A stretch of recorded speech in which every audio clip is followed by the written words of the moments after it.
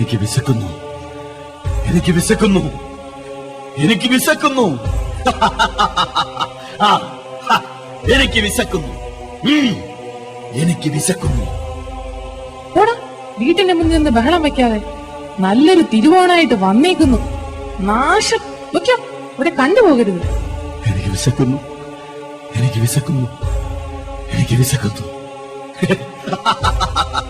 എനിക്ക് വിശക്കുന്നു, എനിക്ക് വിശക്കുന്നു, എനിക്ക് വിശക്കുന്നു, എനിക്ക് വിശക്കുന്നു, എനിക്ക് വിശക്കുന്നു, എനിക്ക് വിശക്കുന്നു, എനിക്ക് വിശക്കുന്നു, എനിക്ക് വിശക്കുന്നു. കല്ലിന്റെ ഇടയിലെ മണ്ണും എല്ലിന്റെ ഇടയിലെ മാംസവും വളരെ ഗുണമുള്ളതാ. എല്ലിന്റെ ഇടയിലെ മാംസം ഗുണമുള്ളതാ.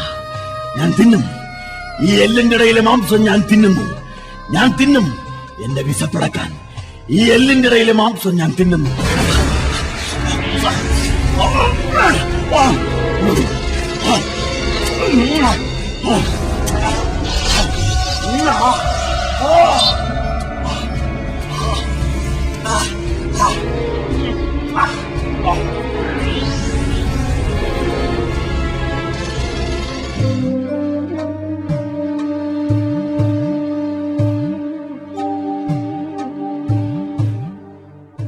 ചേട്ടാ, എനിക്ക് വിശന്ന് സഹിക്കാൻ വയ്യ.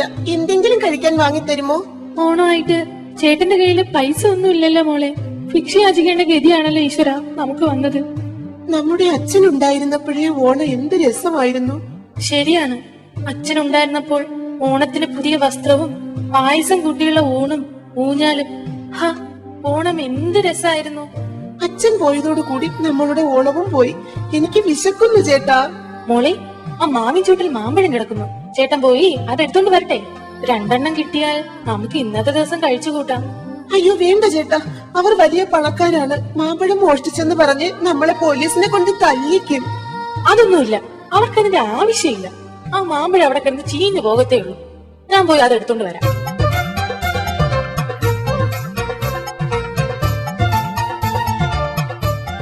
ആരാടാ മോഷ്ടിച്ചത്? ആരാടാ? ഇല്ലടാ അവിടെ. തല്ലല്ലേ അമ്മേ. അമ്മേ, എന്റെ അനുജത്തിക്ക് വിശന്നിട്ടാണ് മാമ്പഴം എടുത്തത്. തല്ലല്ലേ. അയ്യോ ഓടാ, ഈ വീടിന്റെ പരിസരത്ത് കൊണ്ടുപോകരുത്.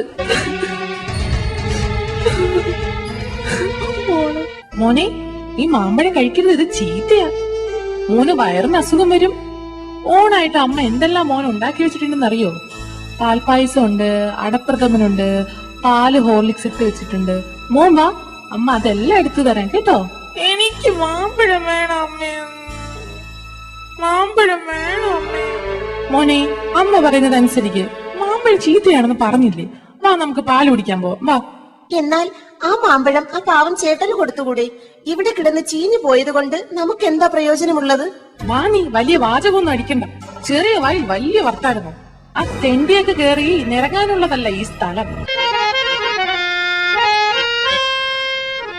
പാടുന്ന പൈങ്കിളിക്ക് പൊന്നിന്റെ കൂട്ടിനുള്ളിൽ പാലും പഴവും നൽകുന്നവരെ കണ്ണുനീർ കവിതകൾ പാടിക്കൊണ്ടലയുമീ മണ്ണിന്റെ മക്കൾക്ക് വിശക്കുന്നു.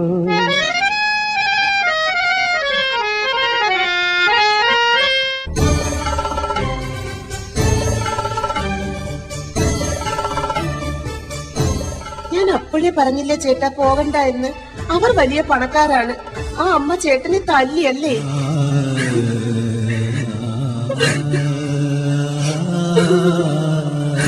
മോളെ, നമ്മുടെ അച്ഛനുണ്ടായിരുന്നെങ്കിൽ ആ സ്ത്രീക്ക് അടി കൊടുത്തേനെ. അച്ഛൻ പോയതോടുകൂടി നമ്മൾ അനാഥരായി അല്ലേ?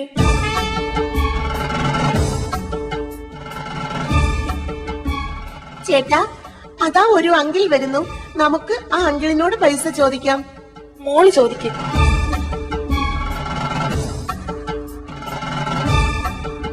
അങ്കിളെ, അങ്കിളിന്റെ കയ്യിൽ പൈസ ഉണ്ടോ? എന്തിനാ പൈസ? ഞങ്ങൾക്ക് വിശക്കുന്നു, എന്തെങ്കിലും വാങ്ങി കഴിക്കാനാണ്. എന്റെ മഹാബലി തമ്പുരാനെ, ഞാൻ എന്തായി കേൾക്കുന്നത്? ഓണമായിട്ടൊന്നും കഴിച്ചില്ലെന്നു. അതെ അങ്കിൾ, 2 ദിവസമായി ഞങ്ങൾ പട്ടിണിയാണ്.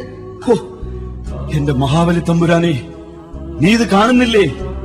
അങ്ങയുടെ കാലത്ത് എല്ലാവരും തുല്യരായിരുന്നു. അങ്ങയുടെ കാലത്ത് സമ്പത്തെല്ലാം പ്രജകൾക്ക് വേണ്ടി ചിലവാക്കുമായിരുന്നു. ആ മാർത്താണ്ഡവർമ്മ മഹാരാജാവ് ചെയ്ത വേല കണ്ടില്ലേ? പ്രജകൾക്ക് വേണ്ടി ചിലവാക്കേണ്ട സമ്പത്ത് ഭഗവാൻ ശ്രീപത്മനാഭന്റെ നിലവറയിൽ കൊണ്ടുവച്ചേക്കുന്നു. ഹോ, അതെടുത്ത് ഈ കേരളത്തിലെ ജനങ്ങൾക്ക് വീതിച്ചു കൊടുക്കാൻ ഉമ്മൻചാണ്ടി തമ്പുരാനെങ്കിലും തോന്നിയിരുന്നെങ്കിൽ കേരളത്തിലെ പ്രായപൂർത്തിയായ ഓരോരുത്തർക്കും ഓരോ കോടി രൂപ വീതം കിട്ടിയേനെ. കേരളം സമ്പൂർണ്ണ സാക്ഷരത കൈവരിച്ചതുപോലെ സമ്പൂർണ്ണ സമ്പന്ന കേരളമായേനെ. ഈ സ്വർണങ്ങളും രത്നങ്ങളും ഒക്കെ എടുത്ത് മ്യൂസിയത്തിലെങ്ങാനും കൊണ്ടുവച്ചാലോ വല്ല തീവ്രവാദി സംഘടനകളും അത് അടിച്ചുകൊണ്ട് പോകും. അങ്കിൾ, ഞങ്ങൾക്ക് വിശക്കുന്നു. അയ്യോ, എന്റെ കയ്യില് പൈസ ഒന്നുമില്ലല്ലോ മക്കളെ. ദേ, അങ്കിളിന്റെ കയ്യിൽ ഈ മദ്യം മാത്രമേ ഉള്ളൂ. മക്കൾ ഇത് കുടിച്ചാൽ മക്കൾ കരിഞ്ഞു പോകും. അയ്യോ, അങ്കിൾ കള്ളു കുടിക്കോ? കള്ളു കുടിച്ചില്ലെങ്കിൽ പിന്നെ എന്ത് ഓണം? എന്റെ സ്നേഹിതൻ വാങ്ങിത്തന്നതാ. വിശക്കുന്നു, ഒരു ചായ വാങ്ങിത്തരാൻ പറഞ്ഞാൽ അവർ തരില്ല. ഒരു സ്മോള് വേണമെന്ന് പറഞ്ഞാൽ അപ്പ വാങ്ങിത്തരും. അവരൊക്കെ വലിയ മുതലാളിമാരുടെ മക്കളാ. പാവപ്പെട്ടവന്റെ വിശപ്പും വിളിയും അവർക്ക് മനസ്സിലാവത്തില്ല മക്കളെ. അങ്കിൾ എന്നും കുടിക്കുമോ? ആ, വല്ലപ്പോഴുമൊക്കെ സ്നേഹിതർ വാങ്ങിത്തരും, കുടിക്കും. അങ്കിളിന് ഈ കുടി നിർത്തിക്കൂടെ? സ്നേഹിതന്മാർ നിർബന്ധിച്ചപ്പോ ഒരു രസത്തിനാ വെറുതെ കുടിച്ചു തുടങ്ങിയത്. ഇപ്പൊ ഇത് ഒഴിവാക്കാൻ പറ്റാത്ത അവസ്ഥയായി. അങ്കിൾ, ഇനി കുടിക്കരുത്. ഞങ്ങളുടെ അച്ഛൻ കുടിച്ച് കുടിച്ച് കരളിൽ ക്യാൻസർ വന്നാണ് മരിച്ചത്. അപ്പൊ മക്കളുടെ അമ്മ ഇപ്പൊ എവിടെയാ? അച്ഛൻ മരിച്ചതിന് ശേഷം അമ്മയുടെ വീടിനടുത്തുള്ള ഒരു അങ്കിളിന്റെ കൂടെ ഒളിച്ചോടിപ്പോയി. പിന്നെ ഞങ്ങൾ കണ്ടിട്ടേയില്ല. അമ്മ സന്തോഷത്തോടെ ജീവിക്കുന്നെന്ന് അറിഞ്ഞാ മതി. അവരിപ്പോ എവിടെയെങ്കിലും സുഖിച്ച് ജീവിക്കുകയായിരിക്കും. അങ്കിൾ വിചാരിച്ചാൽ ഈ കള്ളുകുടി നിർത്താൻ കഴിയില്ലേ? എന്റെ ഭാര്യ പല പ്രാവശ്യം ചോദിച്ച ചോദ്യമായത്. പല പ്രാവശ്യം നിർത്തിയതുമാണ്. പക്ഷേ കൂട്ടുകാർ നിർബന്ധിക്കുമ്പോ വീണ്ടും വീണ്ടും കുടിച്ചു പോകും. കള്ളു കുടിച്ചില്ലെന്ന് കരുതി മരിച്ചു പോകുമോ? കുടിച്ചില്ലെന്ന് കരുതി മരിച്ചു പോകത്തൊന്നുമില്ല. കള്ളു കുടിച്ചില്ലെങ്കിൽ മരിച്ചു പോകില്ല. കള്ളു കുടിച്ചാൽ മരിച്ചു പോകും. അപ്പോ പിന്നെ കള്ളു കുടിക്കാതിരുന്നുകൂടെ? അങ്കിൾ, ഞങ്ങളുടെ അവസ്ഥ ഒന്ന് ആലോചിച്ചു നോക്കൂ. കള്ളു കുടിച്ച് അസുഖം വന്നാണ് ഞങ്ങളുടെ അച്ഛൻ മരിച്ചത്.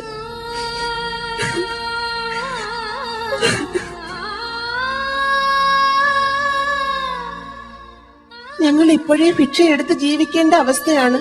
അങ്കിളിന്റെ മകനാണ് ഇങ്ങനൊരു അവസ്ഥ വന്നിരുന്നെങ്കിൽ എങ്ങനെയിരിക്കും? ഓ, അയ്യോ, എനിക്കത് ആലോചിക്കാൻ പോലും പറ്റുന്നില്ല മക്കളെ. ഞാൻ കുടി നിർത്തി മക്കളെ, ഞാൻ കുടി നിർത്തി. എന്നാൽ ആ കുപ്പി ഇങ്ങ് തരൂ, ഞങ്ങളത് ദൂരെ കളയാം. എനിക്ക് വിശക്കുന്നു അങ്കിൾ. ആ, മക്കൾ വരൂ, അങ്കിളിന്റെ വീട്ടിൽ പോകാം. അവിടെ ആന്റി നല്ല ഓണസദ്യ ഉണ്ടാക്കി വെച്ചിട്ടുണ്ട്. നമുക്ക് ആന്റിയോടും എന്റെ മോന്റെയും ഒപ്പമിരുന്ന് ഓണസദ്യ ഉണ്ണാം. വരൂ മക്കളെ. അയ്യോ, അത് വേണ്ട. നമ്മൾ വീടിന് പുറത്തിരുന്ന് കഴിച്ചോളാം.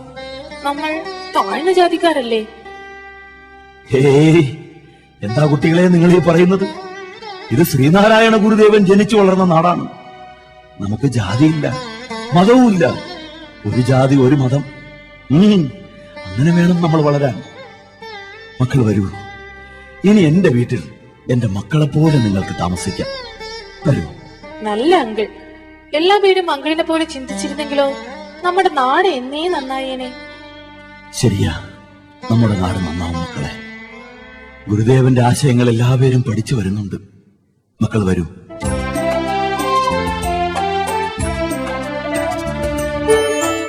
മദ്യം വിഷമാണതുണ്ടാക്കല്ലേ, മറ്റൊരാൾക്കും കൊടുത്തിടല്ലേ. മദ്യം വിഷമാണതുണ്ടാക്കല്ലേ. എനിക്ക് വിശക്കുന്നു, എനിക്ക് വിശക്കുന്നു, എനിക്ക് വിശക്കുന്നു, എനിക്ക് വിശക്കുന്നു. തേൻമൊഴിയിൽ തേജസ്സായി വാവാ ദേവാ, എൻ ശ്രീനാരായണ സദ്ഗുരു.